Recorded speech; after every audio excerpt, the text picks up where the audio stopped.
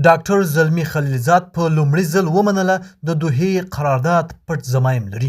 سلام، ستړي مشئ. په سر کې یادونه کوو که مو چینل نه وي سبسکرایب کړی د تازه او مهمو خبرونو لپاره افغان میډیا چینل در سره سبسکرایب کړئ.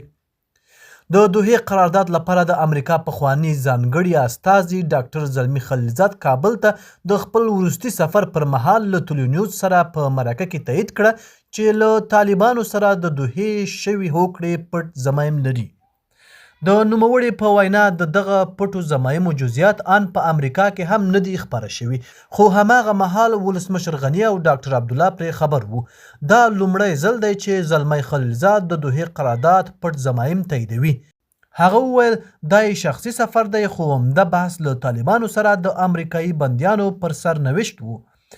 د نوموړي په وینا امریکا د ځان او خپلو ملي ګټو لپاره د افغانستان پر هوایي حریم څار لري او دا یې حق دی.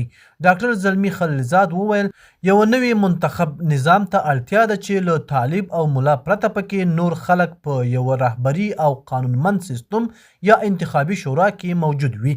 طالبان باید د ملي او اوږدمهاله پرمختګ لپاره له امریکا سره تفاهمات او مذاکرات وکړي.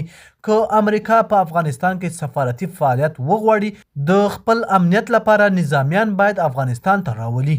نوموړي همدارنګه وویل طالبانو له دوحې قرارداد بهر له دوی سره په مجلسونو کې د ښځو حقوق، زده کړې او کار منلی وو.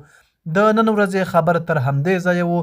د نورو تازه او مهمو خبرونو لپاره افغان میډیا چینل در سره سبسکرایب کړئ او خپل نظریات مو را سره په کومنټ کې شریک کړئ.